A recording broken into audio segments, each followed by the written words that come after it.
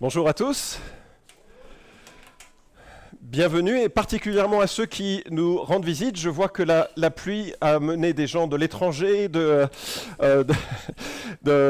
n'y a pas eu beaucoup de pluie en fait, mais le soleil, donc j'étais aux États-Unis hier, peut-être que mon cerveau reste encore dans des zones horaires où on ne réfléchit pas très bien, mais en tout cas bienvenue à tous ceux qui sont là pour célébrer avec nous cette œuvre que Dieu fait dans nos vies, et on est heureux de vous accueillir, et j'espère qu'après le culte, on aura l'occasion de faire meilleure connaissance avec les uns et les autres. Et ce matin, j'aimerais commencer avec une comptine écrite par un homme politique étranger d'un autre siècle. Écoutez bien, c'est fondamental, il faudra que vous en souveniez à jamais. À cause du clou, le fer à cheval fut perdu. À cause du fer à cheval, le cheval fut perdu. À cause du cheval, le cavalier fut perdu. À cause du cavalier, le message fut perdu. À cause du message, la bataille fut perdue. À cause de la bataille, la guerre fut perdue. À cause de la guerre, la liberté fut perdue. Tout cela à cause d'un petit clou. Mignonne comptine qui montre les conséquences gigantesques d'un acte ou d'une situation apparemment totalement bénigne. Un physicien qui travaillait sur la prédictibilité des événements météorologiques, Lorentz, s'est par exemple interrogé sur la question justement de la chaîne des événements qui peuvent avoir lieu. Et lors d'une conférence qui a été largement reprise et plébiscitée dans la suite, il disait « Le battement d'ailes d'un papillon au Brésil peut-il provoquer une tornade au Texas ?» Et on en a parlé aujourd'hui sous le vocable de... Oh, trop fort. Vous connaissiez donc l'histoire. Et cet effet papillon, c'est l'idée que quelque chose d'apparemment insignifiant à un moment donné peut avoir d'énormes conséquences dans la suite des événements de l'histoire. Et ce matin, on va lire une histoire un peu dans l'Écriture, un petit peu surprenante, qui nous montre un peu cet effet papillon, et ça semblera un peu étrange, mais combien un petit événement de désobéissance aurait pu avoir des conséquences dramatiques, et en cela peut nous encourager dans notre propre chemin avec le Seigneur. Alors je vous invite à ouvrir vos Bibles en Exode chapitre 4, à partir du verset 24. Alors le texte que je vais utiliser est tiré de la Nouvelle Bible Seconde. C'est une autre traduction que ce qu'on a l'habitude d'utiliser dans cette église, parce qu'elle est un peu mieux traduite pour le coup. L'hébreu est parfois assez imagé, et puis on ne sait pas toujours quelles sont les références, et il me semble que y a quelques éléments intéressants à voir à partir de la NBS. Donc je vais lire le texte, il va s'afficher, et je suis très conscient, c'est un peu un message un peu space en quelque sorte, mais il y a des textes dans l'Écriture qui sont un peu space, et qui sont là pour justement nous décaler un peu dans notre manière de voir les choses, et c'est utile. Et donc nous lisons l'Écriture. Pendant le voyage, au campement, le Seigneur le rencontra et chercha à le faire mourir. Séphora prit un silex, coupa le prépuce de son fils et lui fit toucher ses pieds en disant « Tu es pour moi un époux de sang !» Alors il le laissa, quand elle dit « époux de sang », à cause de la circoncision. Fin de la lecture. Ah ouais, on s'amuse parfois quand on lit l'Écriture. C'est pourtant évident. En fait, justement, c'est parce que je me suis dit qu'un dimanche d'été comme ça, on pouvait contempler des éléments un petit peu différents des séries que l'on peut faire. Mais en fait, dans cette histoire, on a Dieu qui confronte la désobéissance de Moïse par la souffrance, et il utilise Séphora, son épouse, pour sauver toute la famille et la ramener sur le bon chemin. Et puis, l'application principale de ce message, si on devait en retenir une, c'est que Dieu nous emploie pour nous aiguiller les uns les autres à demeurer dans l'alliance de l'Évangile. C'est un peu la grande idée de cette histoire que l'on va décortiquer. Et dans cette histoire, on voit que Dieu, en fait, confronte nos compromis. Il utilise des gens pour nous réorienter. Et puis, il est toujours plein de grâce pour nous relancer. Et c'est peut-être ce qu'il faut retenir de ce texte un petit peu étrange. Et donc le premier point que je voudrais évoquer avec vous, c'est que Dieu confronte la passivité de Moïse. Verset 24 nous dit donc, pendant le voyage au campement, le Seigneur le rencontra et chercha à le faire mourir.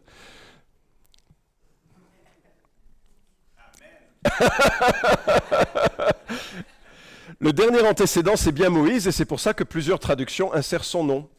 La colombe traduit ainsi et insère 2 fois le nom de Moïse pendant le voyage dans un lieu où Moïse passait la nuit. L'Éternel vint à sa rencontre et voulut le faire mourir. Puis un peu plus tard, c'est recité. La version second 21 ne l'insère qu'une fois vers la fin du passage. Et c'est pour ça qu'on ne sait pas exactement de quoi il en retourne, qu'est-ce qui se passe. Dans l'original, il n'y a aucun nom.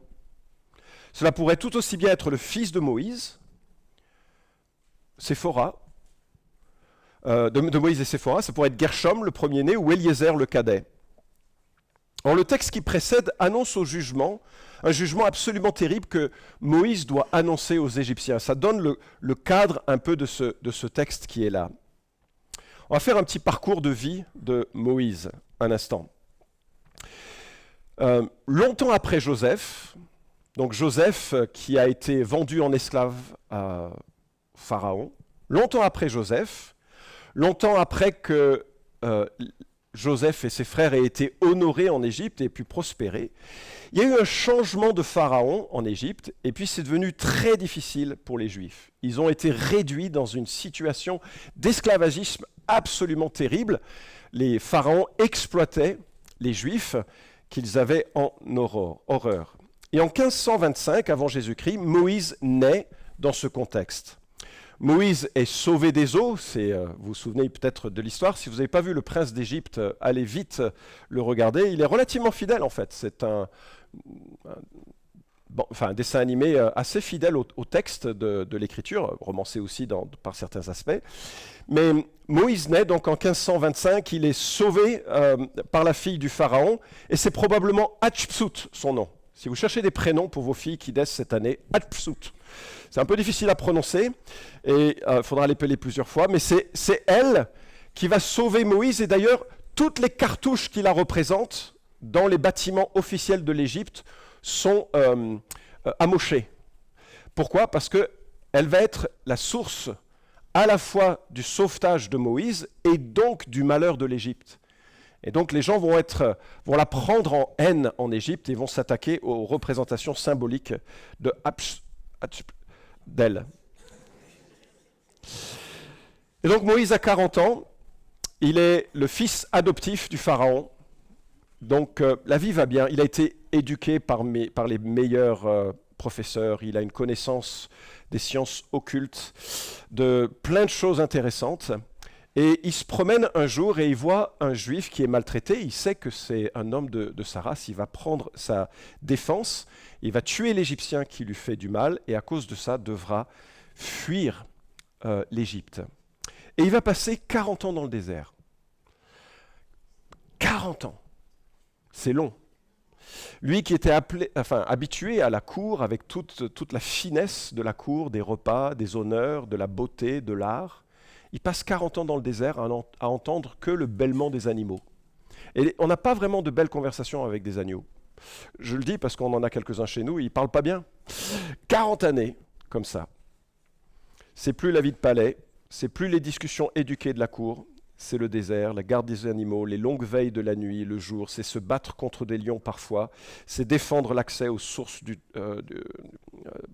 aux sources pour le troupeau. Et c'est donc probablement assez difficile de passer de la situation de fils du Pharaon, fils adoptif, à berger. Et puis là, il rencontre Séphora. Alors, sa femme Séphora, c'est la fille de Jéthro. Oui, si vous voulez une photo maton de Hatshepsut. Et donc, il fuit dans le désert de Madian, 40 années. Et puis, dans ce désert, il rencontre donc Hatshepsut, Séphora, pardon. Son nom signifie petit oiseau. C'est mignon, petit oiseau. C'est mieux que Hatshepsut, même si le terme de la maman signifie la tête des nobles dames. Donc vous réalisez qu'il vit avec des gens qui ont des noms assez hauts, hein, la tête des nobles dames, et il se marie avec une femme dont le nom signifie petit oiseau. On sent la descente sociale, on va dire. Et puis, la différence culturelle devait être majeure entre la famille adoptive, cette nouvelle famille. Elle est Madianites, c'est-à-dire qu'elle appartient aux nomades qui ont transporté d'ailleurs Joseph en Égypte. Petite allusion amusante à son passé. Et plus tard, ce peuple va d'ailleurs s'opposer à la traversée des Juifs et demanderont même à Balaam de venir maudire Israël. Séphora, c'est une païenne, même si son père est un homme sage qui donnera de bons conseils à Moïse. Si vous connaissez l'histoire, à un moment donné, il vient au secours de Moïse. Et donc on voit cet homme, Moïse, qui épouse ni selon son rang social, ni selon son sang, ni selon sa famille spirituelle, c'est une étrangère. Alors on ne va pas jeter la pierre à Moïse, c'est difficile la vie seule dans le désert. Hein. Et puis Dieu avait son projet. Et ensemble, ils ont 2 fils, Gershom, qui veut dire immigré, et Eliezer, qui veut dire mon Dieu est un secours. Ça veut tout dire, hein. Le gars il est au bout du rouleau, quoi. Et vraiment, il regarde à l'espoir que son Dieu puisse un jour intervenir. Moïse a maintenant 80 ans, c'est le temps de la retraite, de jouer à la pétanque, de siroter des cocktails. Et là, c'est le coup de tonnerre, vous connaissez l'événement où Dieu se manifeste à lui et lui dit, en Exode 3.10, « Va, je t'envoie auprès du Pharaon, fais sortir d'Égypte mon peuple, les Israélites. » Moïse ne veut pas, il dit que sa bouche est pesante. Alors, je ne sais pas si c'est à cause de l'âge. À 80 ans, on parle peut-être moins bien. Je ne sais pas s'il a perdu l'usage d'une parole éloquente après 40 ans dans le désert à parler avec des animaux. Enfin, ensuite son épouse, mais c'est probablement pas les conversations que l'on peut avoir dans la cour du roi. Et puis vous connaissez l'histoire, Moïse obtempère, il ira donc auprès de Pharaon. Moïse rentre chez lui, prend sa femme et ses 2 fils, et ils commencent leur chemin vers l'Égypte. Nous lisons, le Seigneur dit à Moïse, « Maintenant que tu retournes en Égypte, regarde tous les prodiges que j'ai mis dans ta main, tu les feras devant le Pharaon, et moi je ferai en sorte qu'il s'entête, il ne laissera pas partir le peuple. Tu diras au Pharaon, ainsi parle le Seigneur Yahweh, Israël est mon fils, mon premier-né, je t'ai dit, laisse partir mon fils pour qu'il me serve, et tu refuses de le laisser partir, alors je vais tuer ton fils, ton premier-né. » La confrontation entre les puissances égyptiennes rempli de puissance démoniaque, va commencer. Le Dieu rédempteur d'Israël va commencer son œuvre et Moïse est celui qui va porter à la fois la grâce du jugement et à la fois, comme c'est toujours les 2 côtés d'une même pièce, la souffrance du jugement. Alors, l'angoisse a quand même dû être terrible pour Moïse. Hein. Il a déjà vu 3 miracles, donc il sait qu'il va y avoir des choses un peu spectaculaires. Mais c'est un peu comme si on demandait au milieu de la Deuxième Guerre mondiale à un juif de se présenter devant Hitler pour libérer les juifs. Il faut juste réaliser la puissance émotionnelle, la puissance terrifiante qui est là dans la demande de Dieu de demander à Moïse de sortir ce peuple d'Égypte. Alors, tout au long de ces histoires, il y a plusieurs histoires rédemptrices qui vont se mélanger. On sait que tous les premiers-nés vont mourir dans la maison d'Égypte, sauf ceux qui ont le sang de l'agneau. Ah, ça nous annonce bien sûr l'agneau de Dieu, hein, Jésus qui vient. Ce sang qui couvre et protège de la mort. Il y a également un parallèle avec Israël, qui est le fils premier-né du Seigneur, et puis le fils éternel, Jésus, qui lui n'est pas né, qui existe de toute éternité en tant que fils. Et puis quand Israël sort de l'Égypte, c'est un peuple qui change de maître, c'est la libération qui va venir. Et bien sûr, ça représente la propre libération que nous connaissons lorsque nous venons à Christ. Venir à Christ, c'est changer de maître. Venir à Christ, c'est changer de royaume, d'un royaume d'Égypte en quelque sorte, vers le royaume où Dieu est le maître. Et tout ça, c'est préfiguré dans ces histoires de confrontation et ces histoires de salut. Et donc nous avons cette situation d'un Moïse qui doit confronter le Pharaon pour qu'il laisse le peuple sortir d'Égypte. Et on a en route cet événement. Alors que Moïse et Séphora vont en Égypte pour parler au plus puissant monarque de l'époque, Dieu s'approche et veut faire périr Gershom, Eliezer, on ne sait pas, le texte ne le dit pas. Probablement Gershom, pourquoi ? Parce qu'il est le premier-né et que c'est l'accent du texte précédent. Comment il veut le faire mourir ? On ne sait pas, c'est implicite, on sent que c'est un jugement spirituel, immédiat et incapacitant qui tombe aussi sur Moïse, qui ne peut ni bouger, ni parler.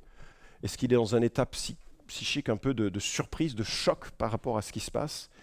Mais en tout cas, Moïse est complètement à plat. Il est complètement laminé et il semble évident pour Séphora, mais probablement pour Moïse, que la cause soit spirituelle. C'est-à-dire que Dieu se présente à Moïse dans toute la volonté de juger et ils sont absolument écrasés par la situation. Et au verset 25, donc, on voit Séphora qui prend un silex, qui coupe le prépuce de son fils et lui fit toucher ses pieds en disant « Tu es pour moi un époux de sang ». C'est implicite, mais puisque la circoncision du fils arrête le jugement de Dieu, il faut en conclure que la circoncision n'avait pas été réalisée à l'égard des fils de Moïse. Et c'est un peu ce qui se passe. Alors on sait que la circoncision a été pratiquée dans de nombreuses cultures. Les Égyptiens la pratiquaient, on a même de belles images de cela. Voilà, les enfants sont partis, donc je voulais que je leur montre. Bon, on a des images qui montrent ce geste c'était assez commun dans les civilisations moyen-orientales, sauf que les Égyptiens ne coupaient qu'une partie de la peau du prépuce et non le bout complet, ce dont se moquent d'ailleurs les prophètes de l'Ancien Testament, quand ils regardent les Égyptiens en disant qu'ils font des choses qui sont pas justes. Alors il est vraisemblable que Moïse lui-même ait été circoncis selon le rite égyptien. Ses parents ont certainement eu peur qu'il soit identifié comme un juif. Vous vous souvenez que Moïse, il est sauvé des eaux. Tous les enfants étaient mis à mort, tous les enfants mâles étaient mis à mort et Moïse a échappé. Donc il est probable que les parents aient tout fait pour qu'il ressemble à un Égyptien. Et il est vraisemblable qu'il était devenu plutôt laxiste vis-à-vis de la circoncision, qui était une demande de Dieu. Une demande de Dieu que tous les fils d'Abraham soient circoncis en témoignage et en rappel que la descendance d'Israël est sainte, elle est consacrée, elle est particulière, mais elle ne l'est que pour un temps, jusqu'à ce que naisse celui qui sera la source du salut et de la circoncision du cœur de tous les êtres humains.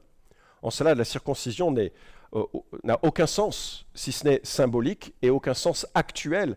Elle n'a aucun mérite spirituel aujourd'hui parce qu'elle est accomplie dans la descendance qui est née d'Abraham, la descendance salvatrice, la descendance qui est Jésus-Christ, n'est-ce pas? C'est lui le salut visé par la circoncision. C'est lui l'enfant promis en Genèse chapitre 3, qui disait qu'un enfant viendrait, un enfant d'une femme viendrait pour écraser le diable.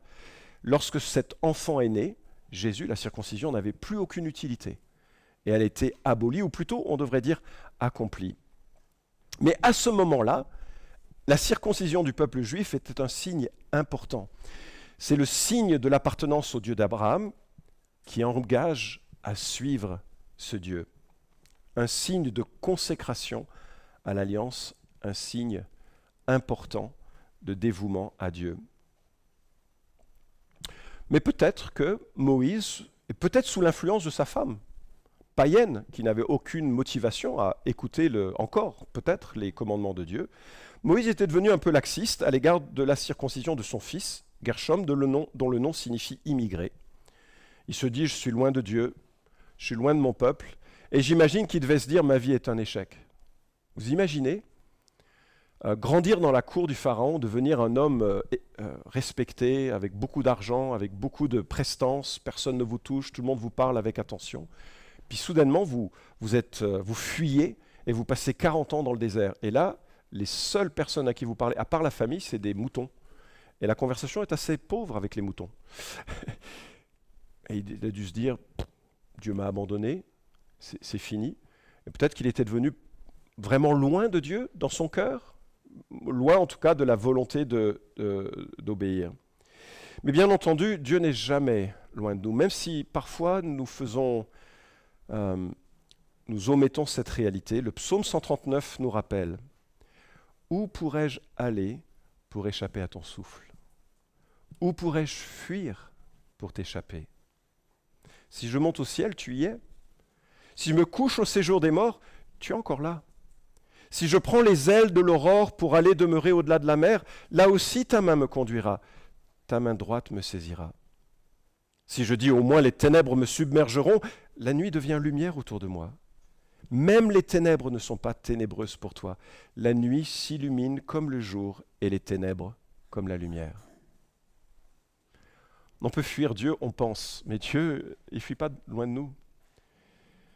Et si nous sommes enfants de Dieu, il fera en sorte que nous reviendrons à lui.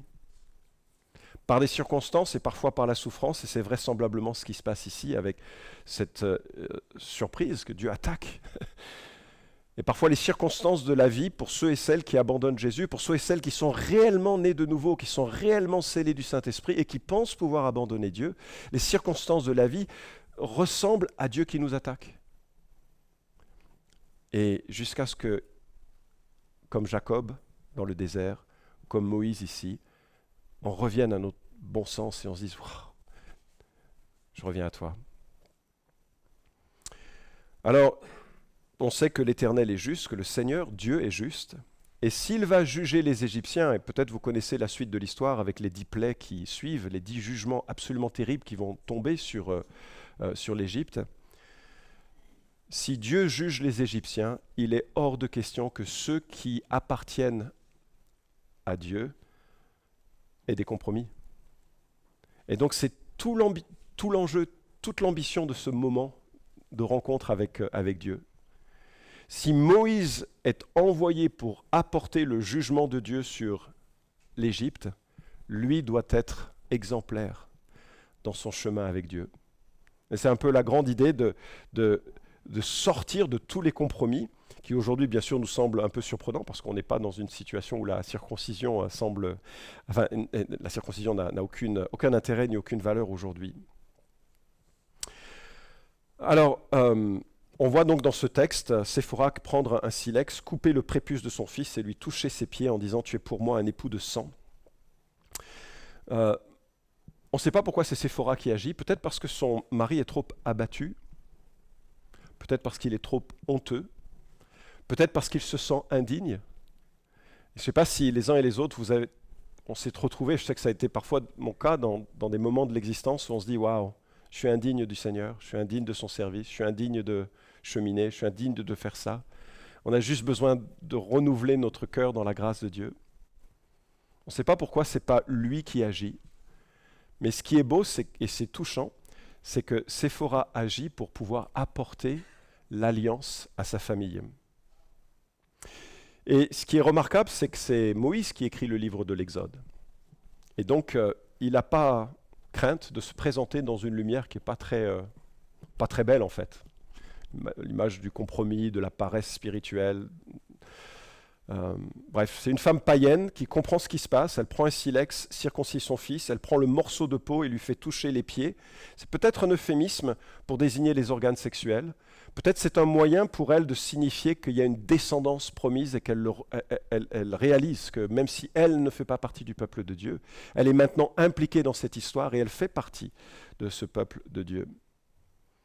On peut s'imaginer aussi qu'elle-même, en tant que païenne, non juive, elle était un peu réticente à ce que ses fils se fassent circoncire. C'est un peu, quand même, peut-être qu'elle n'a pas voulu que ça se passe ainsi et que soudainement elle comprend tout ce qui se passe.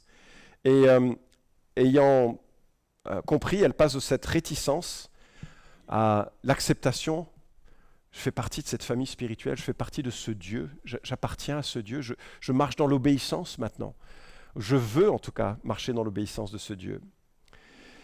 Mais ce qu'elle réalise est une œuvre vraiment formidable et splendide de consécration à Dieu parce qu'elle devient ainsi le sauveur ou la sauveuse.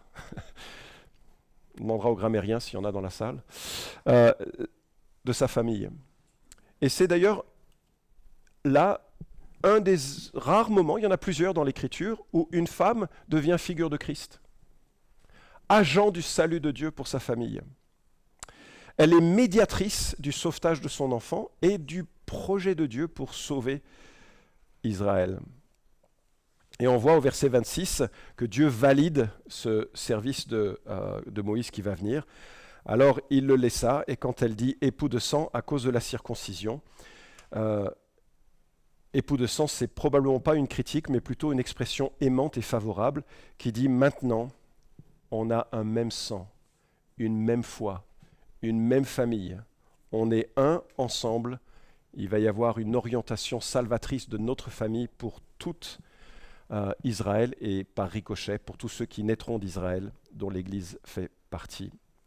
Et Dieu valide l'action de Séphora, la souffrance de cet enfant de Moïse cesse, à part la guérison progressive de Gershom. La circoncision a dû prendre un peu de temps pour sa guérison, mais Moïse peut maintenant réaliser l'œuvre à laquelle Dieu l'appelle. Et en fait, on a l'impression qu'à partir de ce moment-là, Moïse va continuer seul, Séphora va rester avec ses enfants, et probablement le temps qu'ils guérissent, et puis ils vont rejoindre Jéthro, le père, et puis rejoindre le peuple lorsqu'ils sortiront d'Égypte, ils se retrouveront ultérieurement. C'est touchant parce que tout au long du Pentateuque, on trouve des moments sur la vie de Moïse où Moïse est loin de l'obéissance, et Dieu rappelle cet homme à l'obéissance de nouveau. Et quand on pense à Moïse, c'est un des grands hommes de l'Écriture. C'est pas, enfin Moïse, c'est Moïse quoi. Enfin, c'est Moïse. Et ici et là, l'Écriture n'hésite pas à montrer quelques-unes de ses défaillances. Et le rejet de la circoncision de son fils est une défaillance majeure. Et en même temps, Dieu, dans sa bienveillance, est patient et lui permet de comprendre les choses. Et Moïse, avec beaucoup d'humilité, rapporte cet échec de sa vie de père et ça rentre dans l'histoire que nous lisons dans l'Exode. Ça témoigne de son humilité et de son réalisme. Alors, que faire de cette histoire? Juste quelques applications. Et la première, ce n'est pas que les femmes doivent circoncire les mâles de leur maison. La circoncision a été accomplie finalement en Jésus-Christ, qui va faire une circoncision bien plus profonde et bien plus complète par la circoncision des cœurs. Mais la première chose que je voudrais relever de cette histoire, c'est que Dieu utilise ceux qui se repentent de leurs péchés. Il était vital que Moïse, qui était appelé à un message de jugement, et on connaît le jugement qu'il va y avoir sur les Égyptiens. Il était vital que Moïse, qui apportait un message de jugement, soit clean dans sa consécration à Dieu. Et il était sur un temps d'échec là, un temps d'indifférence, un temps où ce n'était pas important forcément tout ça. Et Dieu confronte ce compromis de la vie de Moïse. Je lis en 2 Timothée une réflexion un peu similaire. L'apôtre Paul écrit « Dans une grande maison, il n'y a pas seulement des objets d'or et d'argent, mais il y a aussi de bois et de terre. Les uns sont pour un usage noble, les autres pour un usage vil. Si donc quelqu'un se purifie en se séparant de ces derniers, il sera un objet pour un usage noble, consacré, utile à son maître, propre à toute œuvre bonne. Fuis les désirs de la jeunesse, poursuis plutôt la justice, la foi, l'amour, la paix, avec ceux qui invoquent le Seigneur d'un cœur pur. » Et je trouve ça intéressant et parallèle un peu à ça. Le compromis de Moïse n'est pas définitif. Et Dieu réoriente son cœur pour qu'il se consacre à nouveau. Et l'apôtre Paul, dans la même veine, nous dit, va falloir purifier les ustensiles que nous sommes, par la repentance, par la foi, par la consécration, par les disciplines de la vie spirituelle, par le développement d'une vie qui reflète ce que Dieu attend de ses enfants. Et alors Dieu va nous utiliser, peut nous utiliser. Et cette histoire, elle nous montre que même si Moïse était responsable de l'obéissance et même s'il était défaillant à un moment donné, Dieu l'a repris, il s'est retourné et Dieu a utilisé Moïse pour l'une des plus grandes histoires rédemptrices de tous les temps. Et en réalité, tous les réveils spirituels de l'histoire, que je connais, commencent par la repentance. Des hommes et des femmes qui se sentent mal de leur compromis et qui décident d'y renoncer. Et parfois, ce sont des gros fardeaux qui sont mis à la lumière, parfois ce sont des petits fardeaux, parfois c'est juste une conversation entre quelques frères, quelques sœurs, avec le désir de progresser. Et c'est assez marquant de voir la beauté que Dieu place dans une vie qui passe à la lumière et le changement que ça engendre. Deuxième remarque d'application de ce message, Dieu utilise le plus petit d'entre nous pour faire une différence. Il est notable que Séphora, petit oiseau, était qu'un petit oiseau. Et c'est elle que Dieu a utilisée. Ce n'est pas Moïse, le grand homme de Dieu, c'est petit oiseau. Sur un curriculum vitae, petit oiseau, ça fait moins bien que Moïse. Hein, enfin. Et je trouve remarquable combien Dieu utilise les uns et les autres, parfois les plus insignifiants aux yeux du monde, pour effectuer des changements pertinents et importants. À la fin de la Seconde Guerre mondiale, il y a un Allemand qui est arrivé aux États-Unis et qui travaillait à nettoyer les sanitaires d'une grande université. Les étudiants savaient qu'il avait été un soldat dans l'armée d'Hitler. Et beaucoup parmi les étudiants chrétiens se sont mis à prier pour lui, lui qui ne parlait pas l'anglais et qui faisait juste que nettoyer cette université. Parmi ces étudiants qui ont prié, il y avait un certain Jim Elliot qui deviendra célèbre pour devenir un des martyrs contemporains du mouvement missionnaire. Mais des années plus tard, un des étudiants devenu pasteur a participé à une rencontre internationale en Thaïlande où il y avait un certain Billy Graham. Et là, il rencontre un pasteur allemand qui traduisait Billy Graham en allemand. Et au fil de la discussion, ils ont réalisé que c'était cet homme-là, cet homme qui s'occupait juste de faire le ménage dans l'université, qui s'était converti. Et puis, il y a toute une histoire que je ne vous raconte pas, mais qui ensuite, Dieu l'a utilisé pour le réorienter. Il a fait des études de théologie, il est devenu pasteur, il était devenu le traducteur pour Billy Graham. Et c'est juste touchant combien Dieu peut utiliser simplement des étudiants qui prient pour un homme pour qu'un homme devienne ensuite un instrument dans son pays. Combien des petites choses peuvent être utilisées pour l'œuvre de Dieu. Enfin, une dernière remarque. Séphora n'a pas un grand rôle dans l'histoire de la Bible. Elle vient, elle part. Elle a juste un rôle critique et clé à un moment déterminant. Et peut-être l'un ou l'autre d'entre nous, vous êtes seul, chrétien dans votre famille. Peut-être c'est dur à porter. Et puis un jour, Dieu va utiliser peut-être simplement votre témoignage qui semble isolé, qui semble petit, qui semble inconséquent, pour une chaîne d'événements dont on ne peut pas forcément voir toute la portée. Et nous pouvons nous encourager les uns et les autres justement dans cette fidélité à Dieu que Dieu peut utiliser pour changer le monde aux alentours. Alors Hébreux chapitre 10, verset 24 nous dit « Veillons les uns les autres pour nous inciter à l'amour et aux belles œuvres ». Séphora a certainement fait ça de façon un peu violente dans la vie de sa famille, mais j'espère qu'on peut s'encourager en tant que famille chrétienne dans cela. Je vous invite à la prière.